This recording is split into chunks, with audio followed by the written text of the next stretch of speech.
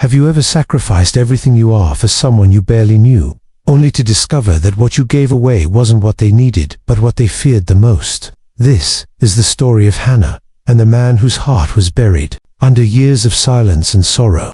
Hannah Blake had always believed in dreams. She wasn't naive, just hopeful. Raised in the quiet town of Cedar Hollow, she had lived a life woven from books, prayers, and her mother's soft lullabies. Her mother, Judith, was a seamstress, humble, proud, and full of fierce love. Her father was just a photograph, faded at the edges, smiling forever from a frame no one ever touched. Now, 23, Hannah had never been kissed. Not because she wasn't beautiful. Her emerald eyes held stories that could make the stars weep, but because her heart had never belonged to anyone. She guarded it like a sacred garden. She was in her final year of nursing school, juggling classes, part-time shifts at a local elder care facility, and taking care of her ailing mother, whose heart had grown too weak for her years. Judith never said it, but Hannah knew they were running out of time. The medical bills stacked up like silent threats in the mailbox. Each envelope was heavier than the last. Hannah opened them with trembling hands, always alone, because Judith didn't need to know. Her mother's final dream was simple: see her daughter graduate, become a nurse, and escape the weight of poverty and loss. But the world isn't kind to the brave, not always. One Friday afternoon, as Hannah left her shift at the care center, her manager, Mrs. Keller, pulled her aside. "You've been quiet lately," she said, her brow furrowed. "I know the weight you're carrying, Hannah, but there's something you should consider. A man came by last week looking for a private caretaker for his father, high profile. They're offering $10,000 a week." Hannah blinked. $10,000? Mrs. Keller nodded. "It's not easy work. He's eccentric, demanding, lives far from town. But it could help, if you're desperate." Desperate, that word clung to her like a shadow. That night, Hannah stood by her mother's bedside, watching her sleep, watching her chest rise and fall like the last gentle tide of a dying ocean. She held her mother's hand, so small now, and whispered, "I'll do anything, Mom, I promise." The next morning, she called the number Mrs. Keller gave her. A woman answered, sharp and professional. "Yes, we're still looking. He lives in Crestwood Hills. You'd stay at the estate. Full discretion required. Can you start tomorrow?" Hannah hesitated, but then she thought of the bills, her mother, and the fading light in her eyes. "Yes," she said, "I'll be there." The taxi ride took nearly 2 hours. Crestwood Hills wasn't just far from Cedar Hollow. It was another world entirely. As the car wound through pine-covered roads and past stone mansions, Hannah felt something cold twist in her chest. She'd never been so far from home. Never. Stepped into a place that reeked of money, silence, and secrets. The estate was massive, more like a museum than a home. Black iron gates, marble fountains, towering glass windows. The kind of place where time stood still, and people got lost. In it, she was greeted at the door by the woman she'd spoken to, Clara, the estate manager. "You'll be caring for Mr. Alcott. He's 71. His son will explain the rest." Hannah raised an eyebrow. "His son?" Clara nodded. "Mr. Lucas Alcott. He owns the estate. He'll see you shortly." Clara led her through a grand hallway. Portraits of unsmiling ancestors stared down at her from gilded frames. Hannah felt small, unworthy. But when Lucas Alcott entered the room, everything shifted. He wasn't what she expected. Lucas Alcott was no wrinkled recluse or gray-haired magnate. He looked no older than 40, tall, broad-shouldered, with eyes like clouds. There was a sadness to him, carefully hidden beneath expensive clothes and sculpted calm. He didn't smile when he saw her. He barely spoke. "I don't need conversation," he said, "just competence." Hannah nodded. "I'm not here to impress you. I'm here for your father." Lucas looked at her, then really looked hand for a moment. Something flickered behind his eyes. Pain, regret. It passed before she could name it. "You'll stay in the East Wing," he said. "My father is unpredictable. Don't let him scare you." That night, Hannah met the elder Alcott Bernard. He was frail, thin as memory, and mostly nonverbal. He muttered names, fragments of Latin, and occasionally cried without reason. But when Hannah held his hand, he quieted. She hummed old songs. She washed his face with warm water, and in those moments, the great mansion softened. Lucas watched her from afar, always distant. But one night, as she sat by the fire reading aloud to Bernard, Lucas stepped into the light. "You remind me of her," he said suddenly. Hannah turned. "Who?" He didn't answer. He just stared into the fire and said, "She used to read to him, too." Days turned into weeks. The pay came, exactly as promised. Hannah sent every dollar home. Judith's treatment resumed. Hope returned to the corners of their lives. But something else was happening, something Hannah hadn't prepared for. Lucas, beneath his cold armor, he was unraveling. She saw it in the way he lingered by doorways, in the way he asked her questions he never waited to hear the answer to. She caught him once watching her laugh with the gardener, and his jaw clenched like a fist. He was haunted, and he didn't know how to stop hurting. One evening, when Bernard had finally fallen asleep, Hannah found Lucas in the library. He sat alone, staring at an old photograph, a young woman with raven black hair and eyes like hers. "She died," he said without looking up. "8 years ago, in this house, my fiancée." Hannah sat beside him, silent. Her name was Eliza. "She loved my father, loved this house. She said love could fix anything." He laughed, but it was hollow. It couldn't. He turned to Hannah then, and the mask fell away. "She was everything, and she left me behind." The next morning, Hannah found a note on her nightstand. "Meet me by the lake tonight. Come alone." Her heart raced as she read it. When the sun dipped below the hills, Hannah stepped quietly through the garden, past the sleeping roses, and found Lucas waiting by the lake. The moon cast silver ribbons across the water. He didn't speak. "Right away, I've watched you," he said finally. "Not just what you do but who you are. You remind me of something I thought I'd lost. You remind me what it feels like to believe again." She blinked. "Lucas," he stepped closer. "I know this is sudden. I know I don't deserve it. But I want to offer you something, not money, not pity, a chance." He reached into his coat, pulled out a small velvet box, and opened it. Inside was a ring, a diamond so pure it caught the stars in its corners. "Be my wife, Hannah, not out of duty, but out of hope. Let's build something that doesn't end in sorrow." She stood frozen, her breath caught in her throat, and before she could answer, lightning split the sky. Have you ever stood at the edge of something you never dared dream of, only to feel like stepping forward might cost you more than standing? Still ever did. Hannah stared at the ring in Lucas's outstretched hand, but it wasn't the diamond that left her speechless, which was the moment itself. Surreal, impossible. Just days ago, she was folding hospital linens and clipping coupons for groceries. Now, she stood in the garden of a millionaire's estate, moonlight shimmering on water, being asked to step into a world she didn't belong to. Lucas looked calm, almost too calm, but his eyes betrayed him. They weren't filled with arrogance or charm.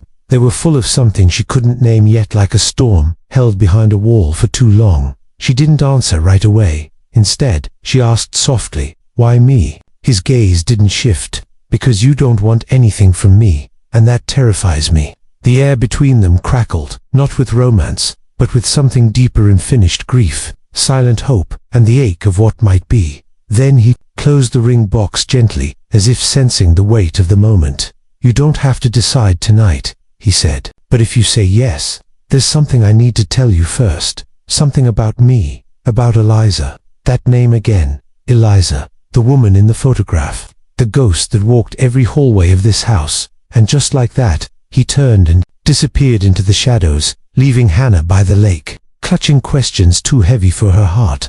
The next morning, the world seemed quieter, like the house itself was holding its breath. Bernard was unusually restless, repeating the same phrase over and over. The garden, she's in the garden."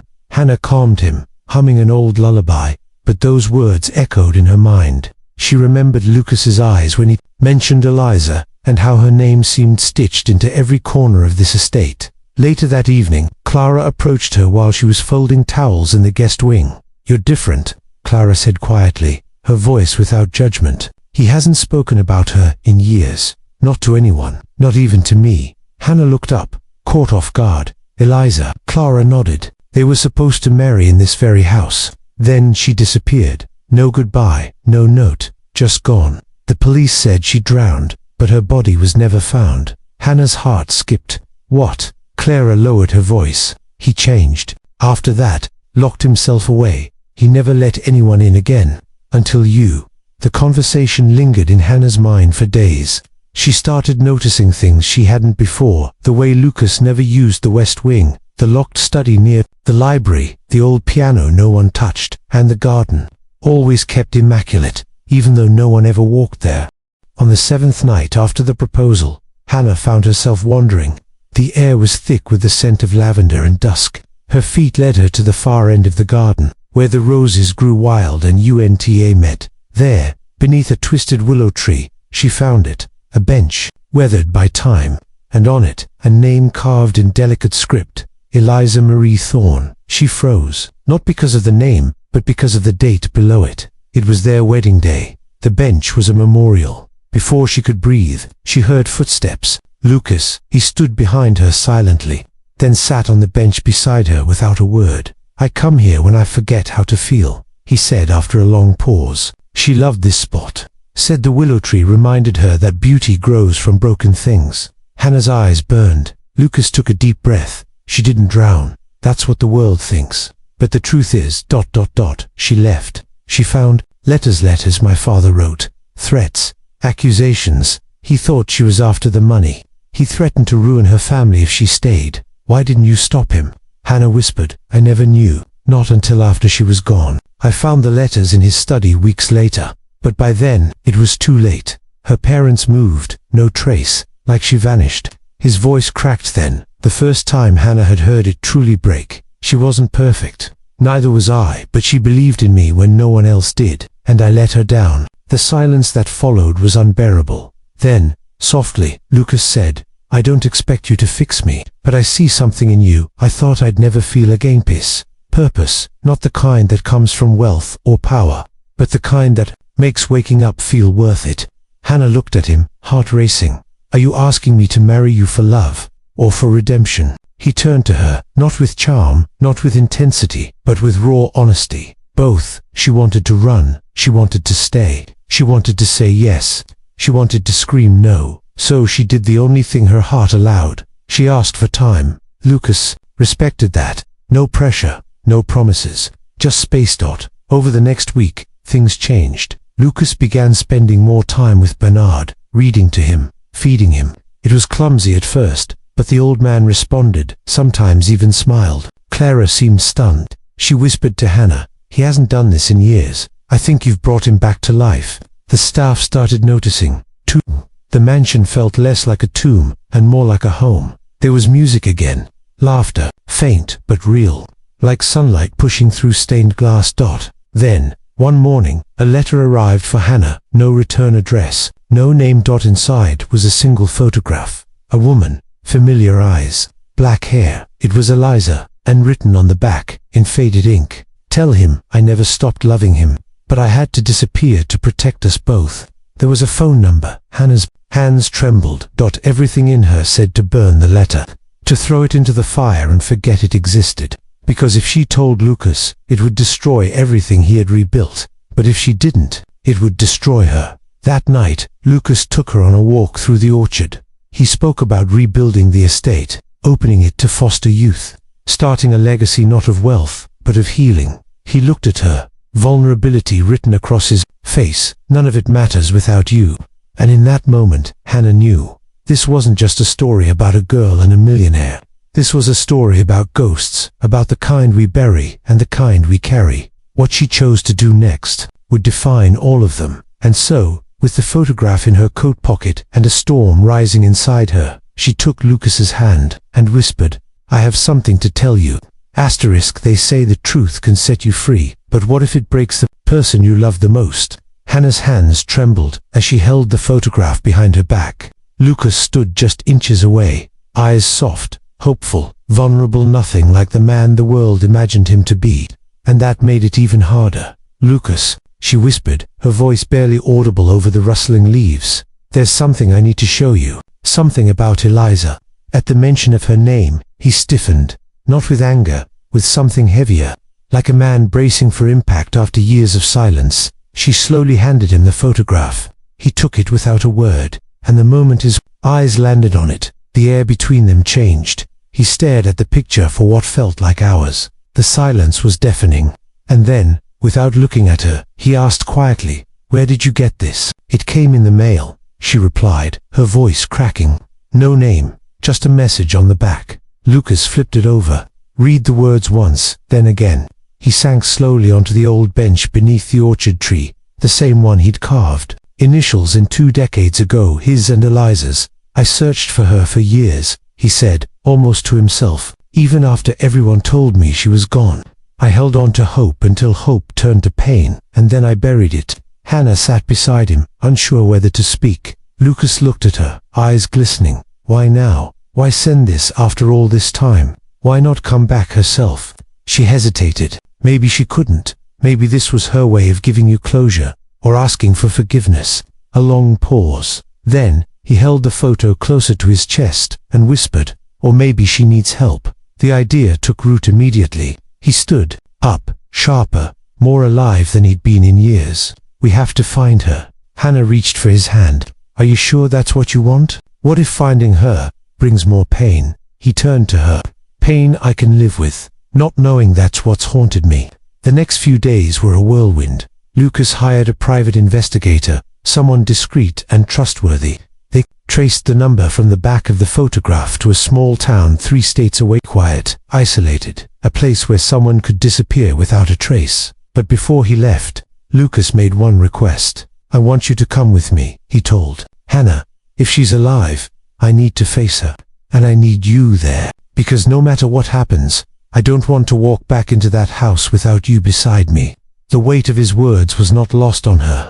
She nodded, even though her heart carried doubts like stones. They arrived in the town of Willow Ridge on a grey Thursday afternoon. It was a place where time moved slower, where shops still closed at sundown and neighbors waved from porches. The address led them to a modest cottage tucked behind a row of pine trees.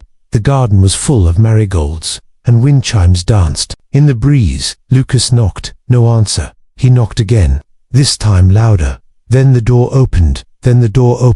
Downed. Time stood still. A woman stepped into the doorway, older than the girl in the photograph, but unmistakably her Eliza. Her face went pale the moment she saw Lucas. Neither of them spoke, not at first, just stared, as if seeing a memory come to life. Finally, she broke the silence. I knew one day you'd find me. Lucas didn't move. Why did you leave? Tears welled in her eyes. Because I loved you. He shook his head. That's not an answer. She looked past him to Hannah, then back again. Your father came to me 2 days before the wedding. He said he'd cut you off, ruin your family's name, disown you, if I didn't walk away. He showed me forged letters, said you never loved me, that I was a phase. I didn't believe him, until I saw the contract. Lucas's brow furrowed. What contract? Eliza's hands trembled. She disappeared inside and returned moments later with a folded piece of paper. Lucas unfolded it. It was a legal agreement his father had promised to pay Eliza's family a sum to walk away quietly. I never signed it, she said, but it broke me. I thought, maybe he was right. Maybe I didn't belong in your world, so I ran. Lucas stared at the paper, then at Eliza, and then, finally, at Hannah. Everything he believed, his grief, his anger, his bitterness crumbled in a moment, and Hannah, she saw it happen. Later, sitting under the porch light, the 3 of them talked, not with anger, but with the raw honesty only years of pain can bring. Eliza had built a life in that small town. She worked at a local library, lived simply, loved quietly. I thought I was protecting you, she said, but I see now, I just ran. Lucas was quiet for a long time before he said, you were never the one who needed to apologize. The next morning, he left her with a hug, not with promises or regrets, just peace. On the drive home, Hannah sat beside him, unsure of what would come next. Lucas broke the silence. I loved her, deeply, but what we had was in another lifetime. I don't want to live in the past anymore. I want to build something real, with you, if you'll still have me. Tears welled in her eyes. She had come into this man's life with nothing but truth and a desire to save her family. She never expected to find her own healing in the process. She reached over, took his hand, and whispered, yes. The mansion was different when they returned, warmer, more alive. Bernard greeted them at the door and smiled a full smile for the first time in years. Clara cried when she saw the light in Lucas's eyes, and that night, as the stars blanketed the estate, Lucas pulled out the same ring, but this time, he didn't kneel. He simply said, "I don't want to be saved. I want to be chosen." And Hannah, without hesitation, whispered, "Then I choose you." But fate wasn't done with them yet, because the next morning, a knock came at the door, and on the other side was someone none of them expected. Asterisk. What if the peace you've been searching for is shattered by the sound of a single knock? It was just past dawn. The sky outside the mansion glowed soft and silver, the world still cloaked in morning silence. Hannah was in the kitchen, pouring tea for Bernard, while Lucas read quietly by the window. Everything felt unusually calm, as if life had finally exhaled. Then came the knock. Firm, intentional, not the kind of knock from a neighbor or delivery man. It echoed through the hallways like a question none of them were ready to answer. Lucas opened the door. A woman stood there. She was tall, sharply dressed in a grey coat, with striking features and eyes that didn't blink. In her hand was a leather folder. Behind her, a black town car idled by the gate. "I'm looking for Mr. Lucas Thorne," she said, her voice low but commanding. Lucas nodded. "That's me." She opened the folder and held up a document. "My name is Evelyn Carrington.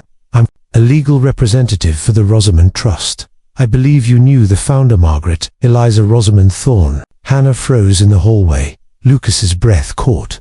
"Eliza," he said, confused. "She used her middle names." The woman nodded.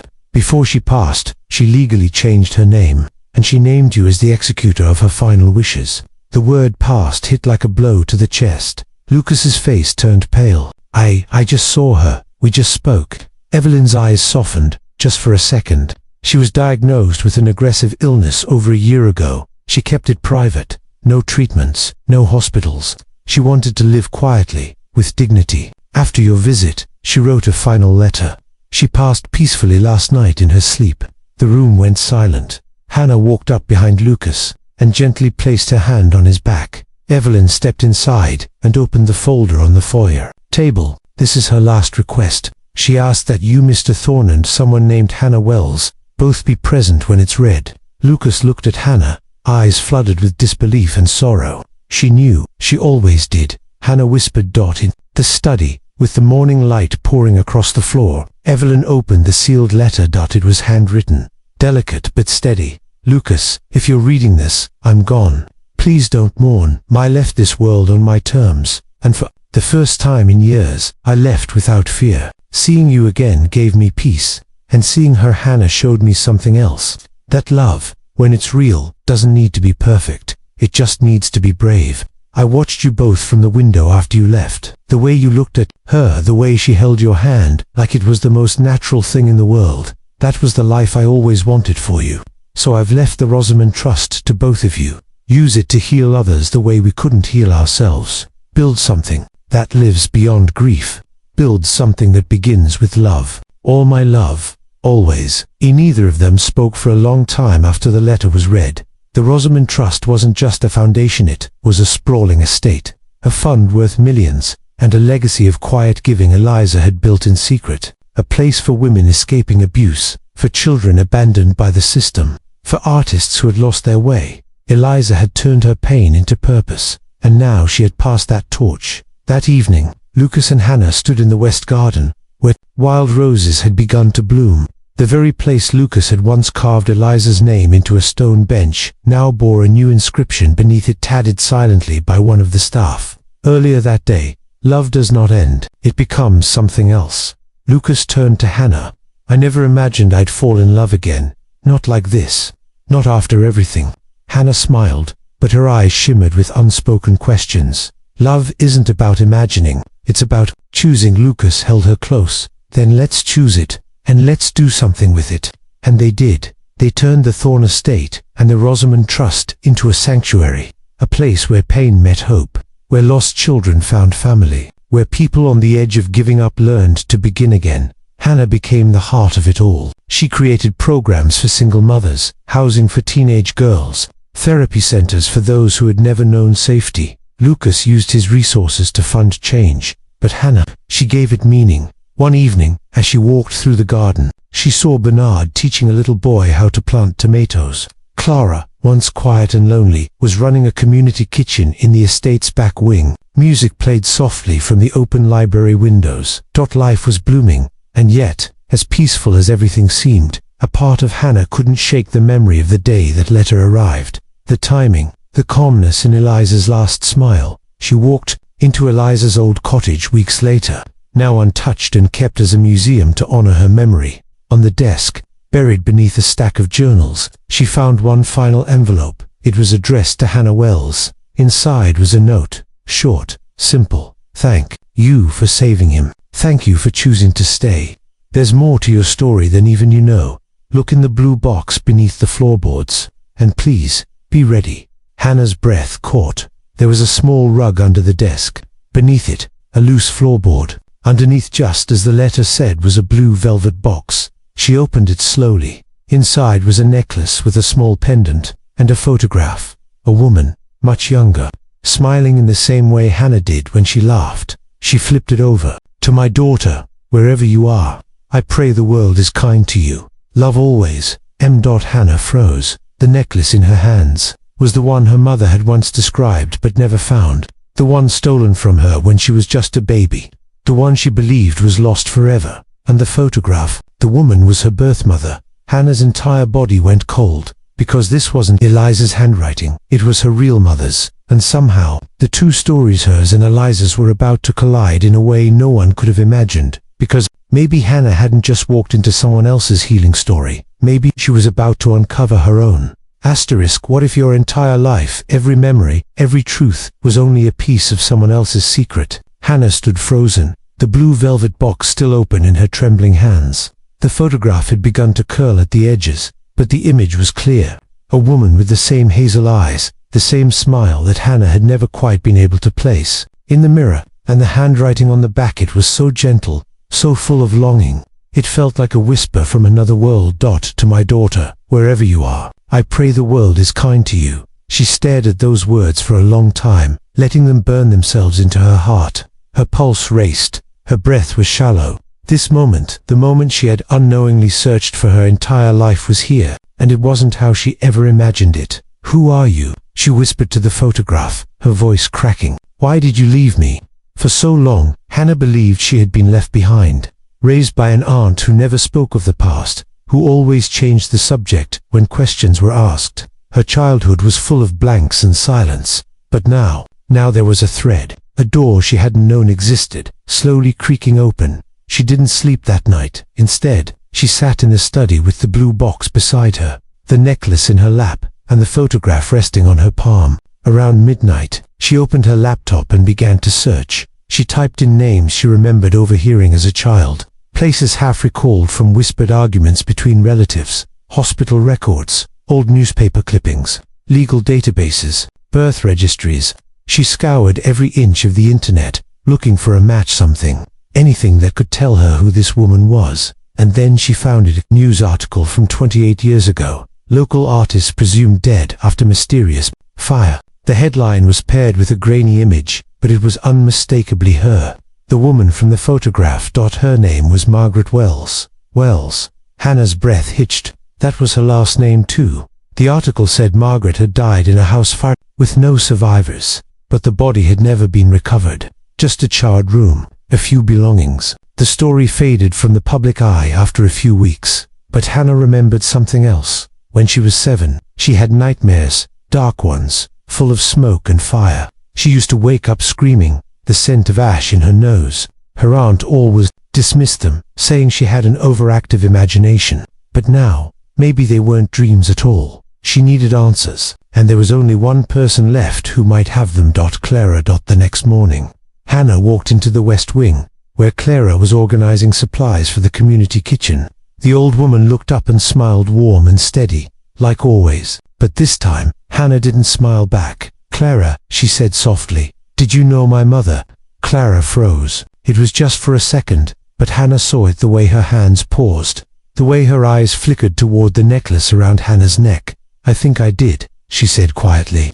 But you have to understand, child, we were all trying to protect you. From what?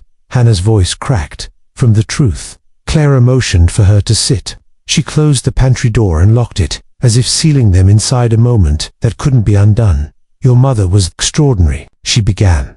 Margaret wasn't just an artist, she was a healer. People came from everywhere just to speak with her, to see her paintings. She had this way of touching broken souls. But when she fell in love with the wrong man, everything changed. Clara sighed, her voice heavy with memory. He was powerful, dangerous. He didn't want the world to know about you. When your mother refused to disappear, he tried to destroy her.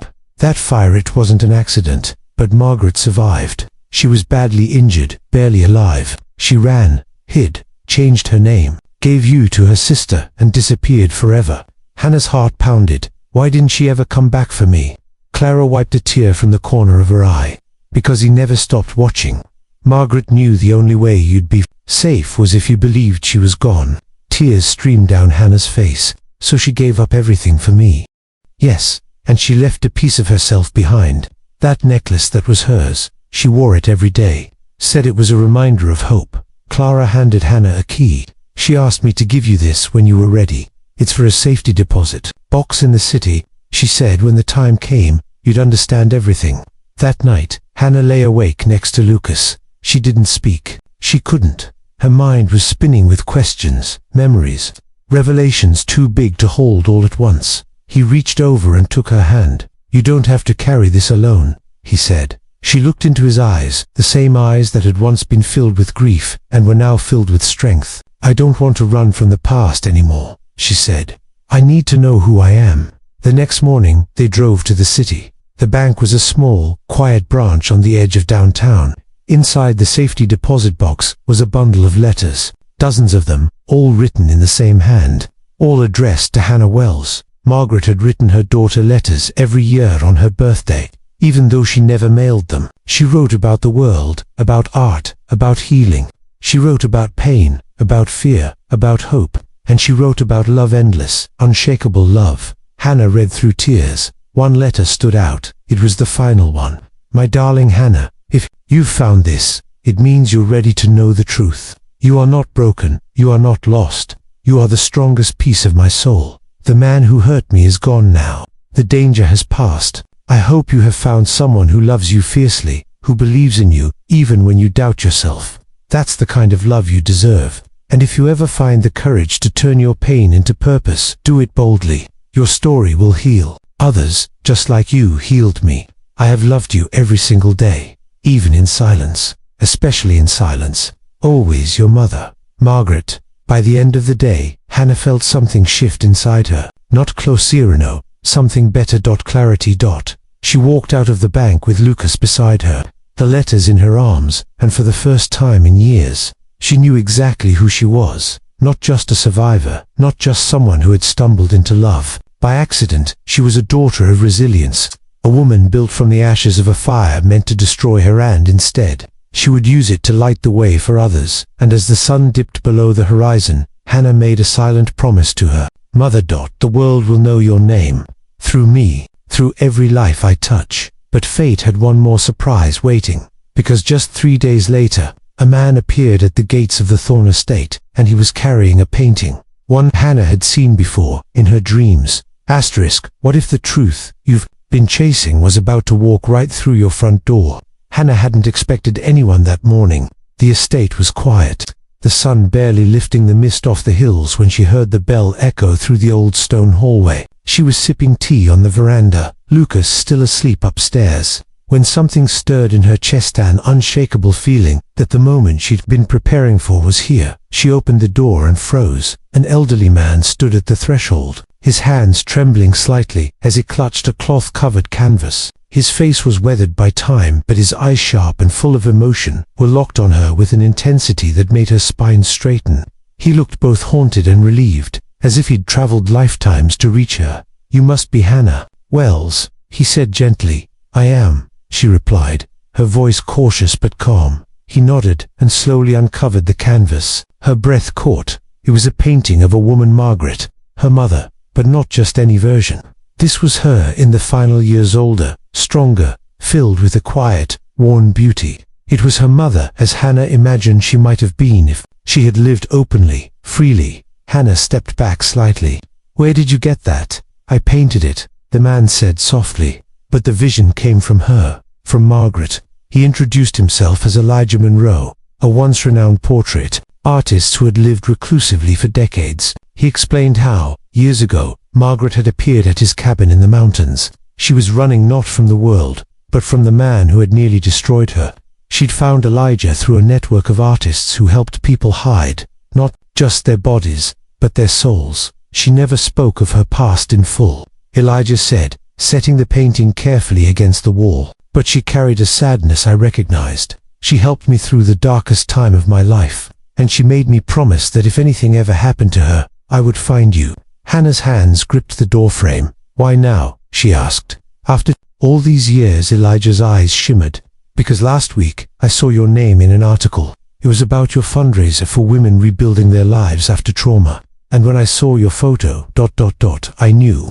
Hannah was speechless. She led Elijah inside, offered him tea, and listened as he told stories of Margaret's final days, how she had taught art to children in the nearby village, how she still spoke of Hannah often, always wondering if she was safe and happy. Then Elijah handed her a second canvas, still wrapped. This was her last painting. She said it was for you, but she never had the courage to send it. With trembling fingers, Hannah pulled away the cloth. The painting showed a phoenix rising from ash, but in the center of the flames was not a bird, but a young girl, hand outstretched, walking through fire. Her eyes were closed, but her face was serene, and behind her stood a silhouette of a woman with wings, guarding her steps. Hannah couldn't breathe. She painted this part as she knew she was sick, Elijah said it was the only way she knew how to say goodbye. Tears filled Hannah's eyes. The painting was more than a gift. It was closure. It was healing. It was everything. Later that evening, Lucas joined her in the study. She had spread out the letters, the canvases, the photographs, the remnants of a story that had once been locked away. I want to tell her story, Hannah said. I want the world to know who Margaret Wells really was. Lucas nodded. And yours too. That night, Hannah stayed up until dawn writing. The story spilled out of her like a flood roar, real, unfiltered.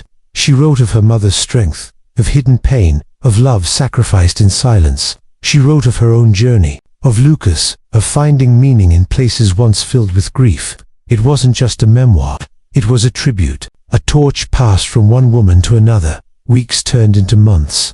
Hannah's story, published under the title The Fire That Grew Flowers, became a sensation. People from all over the world reached out, some sharing their own hidden stories, others thanking her for giving them the courage to speak. She used the royalties to build the Margaret Wells Foundation, a home for women rebuilding their lives after trauma. Art therapy rooms, reading corners, safe spaces to begin again. And on the front wall hung Margaret's final painting, A Guardian in Flames. But perhaps the most beautiful surprise came a year later. One summer evening, a girl no older than Hannah had been when her life began unraveling, stood outside the gates of the estate. Her name was Lila, a runaway, abandoned, alone. But something about Hannah's story had reached her, had saved her, and when Hannah met her eyes, she saw a familiar kind of pain, the kind that can only be softened, not erased by being seen. Hannah welcomed her in without question, because now understood. The fire that once threatened to consume her was never the end. It was only the beginning of light, of purpose, of legacy. And in the quiet echo of her mother's words, she heard it again. Turn your pain into purpose. Heal others. Through your story, they will rise. And so they did, one soul at a time.